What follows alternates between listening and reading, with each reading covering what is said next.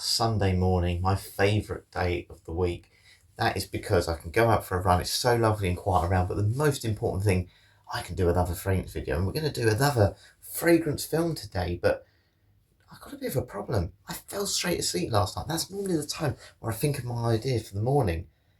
And now I'm like, what do I do? What can I actually do today? Because I've got 170 people, yeah, that many people, loads of people relying on me for this video, but I want to have more. I want to become more famous, don't I, really? What if this was like the first video someone ever saw of me?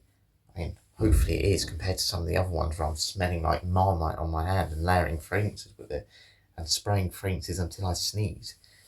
Maybe this should be the video that if you clicked on my channel, everyone comes to it and then they know exactly who I am and what fragrances I love. And we can talk about fragrances through time. Yes, fragrances through time. This is a good one to start. The Essence Vault 311. This is a clone of Acqua di Gio, which came out in 1996. Yes, that was the year that this person you are watching right now was born. Yes, 1996. And I know what you are thinking. He doesn't look that old. He doesn't look 30 years old, does he? But yes, I was.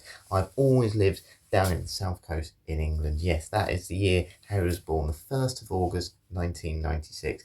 And I absolutely love it here. As you know, I'm always out by the seafront. I love living near the sea. I love being near the sea. I love seeing the same faces while I'm out on my run. And this fragrance here is perfect for those occasions, yes. The Essence Vault 311, but the original Acqua di Gio, this is a brilliant representation of it. It's got that kind of rosy water vibe about it, a bit of a sun cream type vibe. I think there must be a bit of jasmine in there. Lovely, floral, fresh fragrance. Perfect for the summertime. Perfect for my run today. And this journey through my lifetime with fragrances. So we're going to head out there. We're going to go on to the next fragrance and the next significant year in the life and the channel here of Harry.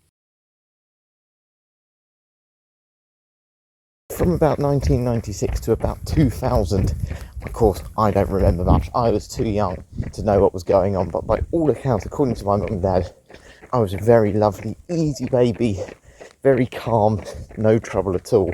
Which wasn't so much the same for my brother, my older brother. So I'm the younger brother, there's two of us. And yeah, he used to kind of get in trouble because he was always told not to take me outside the garden. And what would he do? He'd do exactly the opposite of what he was told. But I do remember probably the first real memory, or the real strongest memory of my early childhood, was my 5th birthday. Yes, I remember having a Thomas the Tank Engine tent in the garden, a big bouncy castle. And I invited a few friends, or my mum did on my behalf. And I didn't even want anyone to come round because at that time, I just wanted this big bouncy castle to myself. But 2001 was a big year for fragrances, and it was Dolce & Gabbana Light Blue for Women that came out that year. Later on in about 2007, the men's fragrance came out as well, and they've both become iconic scents, which have been around now for a very, very long time and still going very strong. But it was that 2001 year, my 5th birthday, 1st of August 2001, where I did start to get a bit of a temper, a bit of an attitude. Now, I invited one of my friends from school called Sam to my birthday party. And yeah, for some reason this memory always sticks out to me. But I don't know if you remember those little pink wafers. I'm sure you can still get them. Those little kids' pink wafers. And I remember my nan offered him one. Obviously my nan was dealing with all the food, sort of buffet food at my birthday. And he was very rude. He snatched it out of her hand. And it really upset her because he was just really, really rude to her, nasty. And obviously I got wind of this. And I got very, very upset when I found out. Next day at school, I found him and yeah, I got a little bit physical. And then I got sent home from school. I got sent to the head teacher's office and I got sent home that day. I got very, very told off. And ever since those days where I was standing in the cloakroom that year at school, taking everyone's PE kits off their sort of cloakroom peg and flinging them around the hall, ever since then, after I was getting really told off, my mum had a tough conversation with me and my dad. I've become a much better and well-behaved person, and over the years, quite shy. But that year, 2001, the year that the first Dolce & Gabbana Light Blue for Women came out, Harry wasn't a very well-behaved child. Maybe I needed a fragrance then to calm me down at the same time, or just a big telling off from mum and dad. Yes, over the next few years, beyond that 2001 year where I was a naughty child, I went the other way to the point that I was so quiet that the school started to get worried that I wasn't talking, and I got sent to this kind of like special afternoon group where there was like 5 or 6 of us. And essentially what they do is they get us to play like board games, little team building games, kind of just to get you to talk to each other, because they were just so worried about how little I was talking. And obviously at the time I was still very talkative at home, and I loved my football, and my mum and dad signed me up for a local football team. And again, as much as I enjoyed football and enjoyed playing with people, I didn't like the competitive edge with it. And as you can imagine, if anyone knows football, how tribal it can be, a lot of the parents on the touchline can be quite shouty. Some of the children on the other team can be quite aggressive, swearing at you, spitting at you. It didn't really suit me. And then probably 2005, the year that Dior Homme came out, so more of a nighttime, date night type fragrance, I'd say, compared to the first two. You know, where light blue's a summery fragrance and Acre de Joe's a more summery fragrance. Dior Homme is slightly different. Came out in 2005. It's got cedar in it, it's got patchouli in it, a lovely earthy patchouli as well, very seductive note, and a bit of vetiver as well. Iconic scent, one that I need to buy as well. But that year, 2005, was when I first got a dartboard up in my room. I'd been watching darts on TV, it just came on once on Sky. And I remember seeing Phil Taylor play, and I was just fascinated by him hitting this little target. And finally I got one in my room, and on my 9th birthday, so the 1st of August 2005, I finally had a dartboard in my room. And the whole day I was literally upstairs while the rest of my family were downstairs, sort of round 4 my birthday, eating all my birthday cake. I didn't really want to come down because I was just so fixed on hitting the board. And I remember I hit on my 9th birthday 11 180s, albeit yes, I was standing a lot closer to the board than you would be in a legal game of darts, but I just couldn't get enough. I absolutely loved the game, and that was really when I think my identity started on my 9th birthday, when I was starting to go from, you know, not just being a football player, which everyone liked their football, but to finding my own unique interest. And that brought a bit of confidence out of me. It was an independent sport where you just play for yourself, but of course you would join certain teams, and that was much better for me. And yeah, that was the real breakthrough year, I'd say, when my confidence came back. I'd gone from this boy who literally was almost non-verbal at school for a few years, back to being that child who definitely had that inner confidence in him, just was so shy. So yeah, the year that Dior Homme came out, a very iconic fragrance, which is quite expensive. I think I found it for about 100ml for £79 earlier. But yeah, it really brought out that confidence in me that year. So 2005, the year of Dior Homme, a good year in the life of Harry. So moving on to another 4 years, so we're going on to 2009 now, when I was around 13 years old, and the fragrance that came out in that year was Eccentric Molecule 01. Now if you don't know what this is a very well known fragrance which has been a bit divisive. Essentially it is one singular molecule, and that molecule is ambroxan, and ambroxan is kind of the iconic note in Dior Sauvage, a lot of the blue fragrances that are around today. And not only does it sort of have a mass appeal in terms of its smell, kind of gives you that shower gel aquatic vibe, it helps elevate, more importantly, the other fragrances in Dior Sauvage, for example. So the spicy notes, it just gives a bit of extra performance, and people essentially use this fragrance not necessarily just on its own, but to layer other fragrances on top of it to try and get that extra strength. And some people say they don't detect it, but others around them notice it. And yeah, it's a very interesting one. It's not overly cheap. But that year, 2009, why was that significant to me? Well, it carries on kind of that darting story. So from 2005 to 2009, obviously I was still pretty young. And in the UK, there was, obviously indoor smoking was allowed. It seems crazy to think that now. But my mum and dad were very, very reluctant for me to sort of go and play darts in pubs and stuff at the time, because of obviously the drinking and smoking inside, being that sort of age. And they were quite healthy people. They obviously enjoyed their running. They didn't really want me in that different environment. They were never into darts themselves. I just picked it up myself, watching it on telly. But in that year I joined a local, well, I say a local academy, it was an academy in Hampshire. And I remember that first night, there was a kind of, I want to say there was like an under 15, under 16 category. And then there was one that was like the under 21. And for the first night, I just turned up, we registered, and I remember thinking, I'm not sure, because again, I had nobody to compare myself against at the time. I'd never played with anyone other than just played in my room.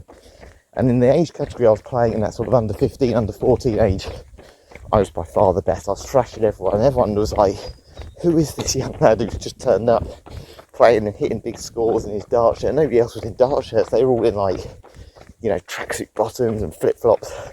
And I was there in like, proper black shoes, like my school uniform with a dart top. And then got asked that night, do you want to play in the older group tonight? And of course, bless my mum, she'd stayed the whole night as a result of it. Played against the older groups. I can't remember the guy's name. I think his name was Luke. But I played against him and I beat him really easy, like 3-0. And I was beating all the children who were like 21 as well. So I was like 12, 13, and I was just becoming this sort of, like, who is this person coming out of nowhere? I was well above the ability of the rest who were kind of there more for a social. And that was kind of the year then that kind of kick-started this dancing other part of me. Obviously my fitness is now the huge thing, but dance is where I've got a lot of stories. And that was the year Eccentric Molecules came out, which I didn't know. So maybe this is one, because it's a significant year to me, it's one I need to try as well. Of course, I've got many Savage clones as well, but maybe it can elevate some of those weaker fragrances that I've got. And rather than rubbing things like Marmite and toothpaste on my arm, maybe that'll be a little bit more pleasant and probably work a little bit better as well. More expensive though. 2011, and this was the year where things kind of spiced up a little bit. And let's first of all talk about in the fragrance world. So this was the year the Viktor and Rolf Spice Bomb came out, the original Spice Bomb, the one in the more sort of silvery white bottle. And of course, later on, a few years later, a flanker of it, Spice Bomb Extreme, which is probably the more iconic one of the two, took over. That one's more of a warm spicy, whereas the original Spice Bomb was kind of more of your fresh spicy fragrances. And I have to say, for someone who's not a massive fan of spicy fragrances, that one is very good. I had a sort of clone fragrance of Viktor and Rolf Spice Bomb, which I didn't realise at the time, because my mum just bought it from me from like a little bargain shop called Gold Digger Spice, and I loved it. It was really, really nice and very much a good teenagery scent. And this one, the original Spice Bomb, is certainly more sophisticated than that, but it's a very nice high quality scent, and again an iconic fragrance that's still around today, like all the other ones we have spoken about so far.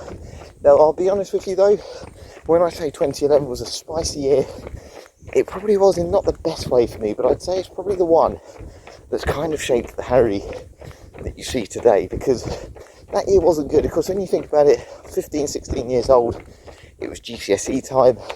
I just got my big dart sponsorship, so I got Player of the Year at the academy I was going to, and that meant a bit more pressure on the darts. I wasn't playing so well, coping with it, and my nan had a stroke that year, and all these things combined was just getting on top of me. And I remember when I first had a panic attack, so I was becoming a bit of a worrier with things anyway. I remember waking up thinking, I'm having a heart attack here, and I could barely walk straight, and my mum was like, you're just panicking. My dad calmed me down eventually, and it was happening all the time. Every night I was just waking up in this big shake, just feeling like my heart was going to rip out of my chest, and I was convinced something was wrong with me, absolutely convinced, but they just couldn't find it. So I ended up taking a few weeks off. I had this hypnotherapy, and of course at that time it was very, very difficult, because I want to say the cost of one of those hypnotherapy sessions was like £70 a go, and it almost became a little bit of like a bit of a crutch essentially, because I felt like if I didn't have it I wouldn't be able to function. But eventually I did sort of get back into everything, and I did sort of have a few lapses on my own, but I started to cope. In 2011, I said, I think I learned a lot there. As the saying goes, what doesn't kill you makes you stronger. And I think those experiences certainly have helped shape me as a person. Made me realise sometimes you've got to get out of your comfort zone to grow as a person. I think I got so used to being in my comfort zone with no adversity at the time, and that year 2011 really did put it, to the test. And I think in some ways those harder moments are actually the best thing for you. It just doesn't feel like it at the time, and 2011 was certainly that year that stands out for me. There's a saying that I absolutely love, and that is that tough times don't last, but tough people do. And I think once I got to the end of 2011, I was just hoping for a better 2012, and 2012 was certainly a good year for fragrances as well. Now, we just spoke about, very briefly, Spice Bomb Extreme, which was the sort of flanker of the original Spice Bomb, that really nice warm spicy. But the fragrance that came out in 2012, I think, is one for me that is arguably one of the best gourmand fragrances, one of those sort of Mount Rushmores of nighttime seductive fragrances, and that's Tom Ford Noir Extreme. Again, Tom Ford fragrances, you can never doubt whether you like them or not. Some of the names can be a little bit gimmicky at times, but the quality is a different level. You do get what you pay for, and the lovely vanilla in this is just such a statement. It is such a good gourmand scent, and it really did shift into that era of going away from, you know, some more of those freshies to gourmands being the best sellers as much as anything else. And this one, you know, there's so many flankers of it today. Really recommend it if you've not tried it. It's a fantastic fragrance, and yeah, I think there's some not bad prices. It's certainly not as expensive as the private blend. It's not in their private blend line.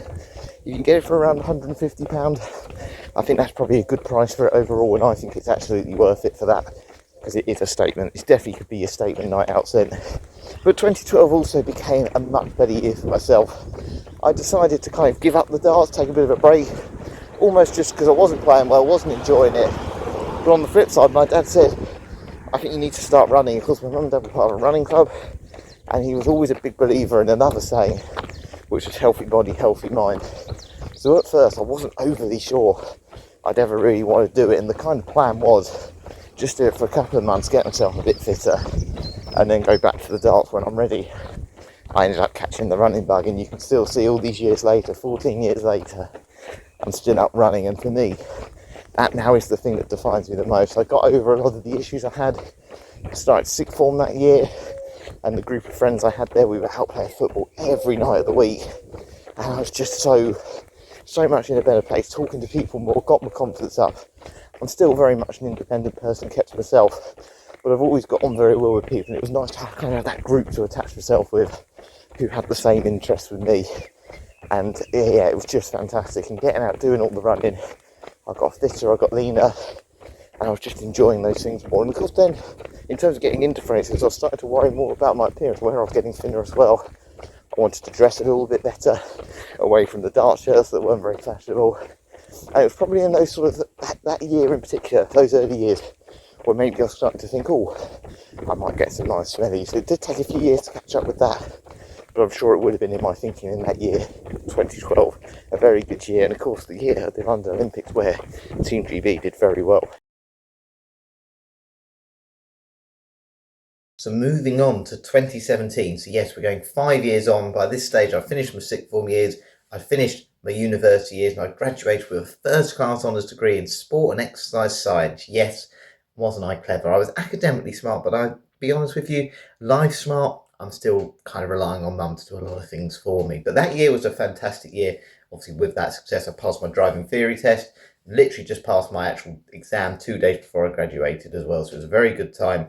Got my job in January 2018. But that year was particularly good for fragrances. It was a fragrance that I absolutely love. I've got a clone of it today, which is amazing, but I've had the original a couple of times, and that's Tom Ford Lost Cherry. If you don't know Tom Ford Lost Cherry, it's got this sort of cherry liqueur, sour cherry vibe to it. It is absolutely lovely. Bit of almond in there as well. Perfect unisex fragrance, not as heavy and maybe as dark as some fragrances, which I like. It means it's a little bit more wearable in those. It's best for transition and winter wear still, but in the springtime I think you can wear it and rock it, and it's still very good. Perfect fragrance if you want to make a statement and be seductive. I've had compliments on that one a lot, and yeah, very good year for fragrances and for Harry in that one. So going to get myself changed, head to the gym, and then we'll do the next part of the year through fragrances. What's this weather like? It's not been like this for a while. There's loads of cloud above me, and 2018 was the year of the cloud, because Ariana Grande's Cloud fragrance came out that year. Now this one, very well known because it's kind of been considered a bit of a clone of Baccarat Rouge. I did smell this one in a really cheap sort of fragrance shop called Beauty Base. Well, I say cheap, it's kind of like discounted fragrances. Some are expensive in there, some are more, you know, bargain bucket ones. And I did try, and it obviously has got those similarities, but I do think it's a bit more bubblegummy than Baccarat Rouge. Now, 2018, as I was just saying, was the year I got my first job. I'd had so many rejections, and I was kind of getting a little bit low at the time, because I'll be honest with you, when I went to job interviews, one of the big issues I didn't have was obviously any work experience before. Yes, I didn't start working until I was 21, which is terrible, but obviously I was playing a lot on the darts and doing other sort of club things, which kind of took priority at the time. And yeah, it was kind of one of those things. By complete luck, this one came up. I didn't really know what it meant. It was called Holiday Experience Team Member, and it didn't sound like a reception job, but obviously I applied for it and I got it, and I thought, well, I can't say no to anything now. I've got to take what I can get. And it was the best thing that happened to me. As I said, I was incredibly, you know, shy with things. I didn't really want to talk to people or go out. I only wanted to go when I went for runs and stuff. And this got me out of my comfort zone. I didn't want to pick up the phone initially. I remember one of my colleagues was getting annoyed at me, like, he's not really doing anything. And I remember the sort of next day knowing, I was getting that sense that they were getting a bit fed up with me. I thought, I'm just going to do everything. I'm going to answer everything. Even if I don't know the answer to it, I'm just going to get stuck in. And by the end of the year, I got Employee of the Year. I got a big £1,000 bonus for that as well, which was amazing at the time. Which eventually came out of my student loan, which was a little bit annoying, but yeah, fantastic. To have that experience, it really got my confidence up, and it goes back to what I said earlier. Sometimes you do need to, get out your comfort zone to grow as a person. That's what that reception job 100% did. And I suppose, as the saying goes, every cloud has a silver lining. Getting all the puns in with this fragrance for this year. Apologies, I probably look ridiculous for this one, but it has just started raining a lot now, and it's windy. This doesn't feel like the May weather, but I remember a few years ago, well, back to 2020, we all know what happened in 2020, don't we? The COVID-19 pandemic. The weather was lovely during lockdown. I remember in the UK just sitting in the garden and really, enjoying that time. I was thankfully furloughed by the company I was working for, which meant I did get some income while I was just staying at home. And with that time, my brother was buying a lot of fragrances, and this was the year that essentially got me into buying fragrances as well. I remember him just putting on Paco Rabanne Pour Homme, and he was still working at the time. He was not happy about that, by the way. He was furious because everyone else was just at home. He was having to work, and in the job he was doing, he was basically mixing paints. Everyone was basically coming in because they were doing stuff around the house because they didn't have anything to do, so they were all buying tins of paint, and he just hated it. But he was putting on a lot of sprays because he thought, I'm just going to keep buying some and treat myself because I'm the only one feeling like I'm doing anything at the minute. And by him just buying and trying so many different scents, I've just spent the home around the house because he was overspraying before he went. I thought, I really like this, and it just gave me something to do in the meantime. I was looking for things to do. I was trying to sell some bits online. I was doing my running, but you could only go out like once a day. So I just needed that other thing, and that was what I did, and that was really kind of what got me into fragrances. So the year after, when I went back to work, obviously everyone was wearing masks. I just started buying some really strong fragrances, ones that he had, ones that I liked the sound of, and that was really where it started. So I don't know if I would have ever really truly got into these interesting fragrances if it wasn't for that pandemic in 2020. And I'd say probably the main thing now is I'm still looking. I'm always looking for something new that may appeal to me. And there's so many fragrances that come out. The one that came out in this year that I do want to try at some point is by a brand called Maison Margiela, obviously mainly known for By the Fireplace. They kind of make scents that replicate, and it's called replica, a lot of their scents. They essentially replicate certain scenarios, and one that came out that year was called Bubble Bath. It's an eau de toilette, and I just like the thought of that bubble bath smell, a nice clean soapy scent. I'm a massive fan of that. Prada DNA, obviously so popular, and the fragrance obviously I liked that year, Paco Rabanne Pour Homme, very nice old school soapy barbershop fougere fragrance. So that's why I want to try that one, and hopefully at some point, if I can find a good price for it, that'll be on my to buy list. So we're moving into the year 2022 now, and things have kind of got back to a bit of normality. I remember there were still a few people wearing masks, but it didn't feel quite as important. But for me, that year probably led to my favourite job, and I don't think I'll ever enjoy a job more than that one I did. I basically applied for a primary school job where I've been working as a sports coach for the last few years. People always said, oh, you're really good with kids, maybe you should go into being a teacher. So I wanted to work in a primary school first because I was looking at primary school teaching before I started a qualification, because I would have had to have done a year's teaching course. So I wanted to go in, see what the actual environment was like rather than in an education setting or study university setting. So I wanted to get really hands-on, and that's what I did. I thankfully got the job. It was only meant to be essentially like I think it was like a 4 or 5 month sort of fixed term thing. And then of course what kept happening is they was like, oh well, we've got the budget to keep you for another year. And then another year went by, and every day I was there, I was loved by all the staff. The staff were fantastic with me, kids were all fantastic with me, and it was just like I was a celebrity. They always say, if you find a job you love, you never work a day in your life. And for the 2 years I was there, that's what it felt like. It was really, really sad to go. And I could, honestly, I did need to move on at one point because I thought, well, I don't want to be a teacher now. Obviously teaching assistant roles, they don't pay enough in the long run either, so I needed to get something a little bit more permanent.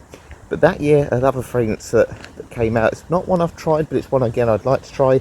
To be honest with you, the reason I've put this one in is more for the brand than the set fragrance.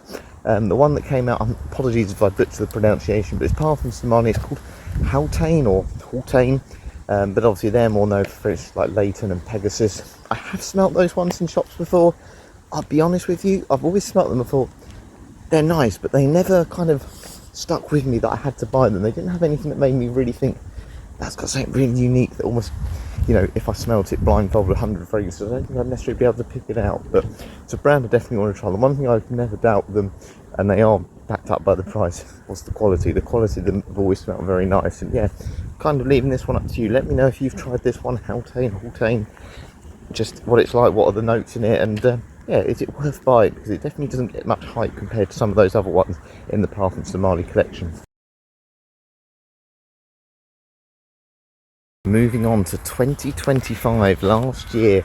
What a year. A lot of ups and downs last year. You know, when I was finishing in my primary school job, I then moved into another role, and I was kind of going through a bit of an eating disorder through those periods.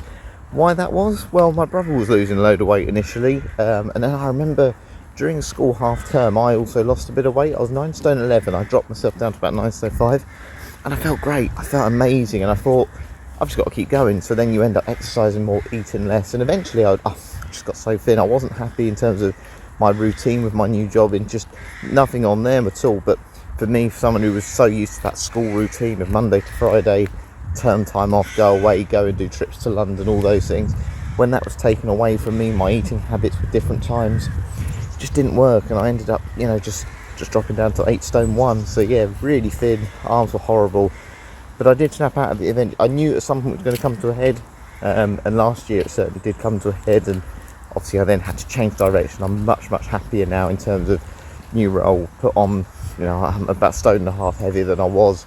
And of course last year I did an ultra marathon for one of the charities I used to work with in the last job I did. That's the best thing that came out of that role, is I got to meet some amazing people. The charity I was working for, they were young adults with learning difficulties, hence why I'm Hanover's fundraising charity. I did some vlogs, and yeah, we raised over £1,000, and I did over 100k in a day. It was about 78 miles I ended up doing by the time I'd, you know, walked down to the venue, walked around all the rest stops. But the event was 62 miles in itself, and yeah, an unbelievable experience, and I want to do again, but at the moment I think I'd rather just stand in front of the camera talking fragrances. But yeah, amazing year that year. And Le Labo was a fragrance that came out. They had a eucalyptus fragrance that came out last year, and yeah, Le Labo's got, I think it's Santal, one of their most popular fragrances.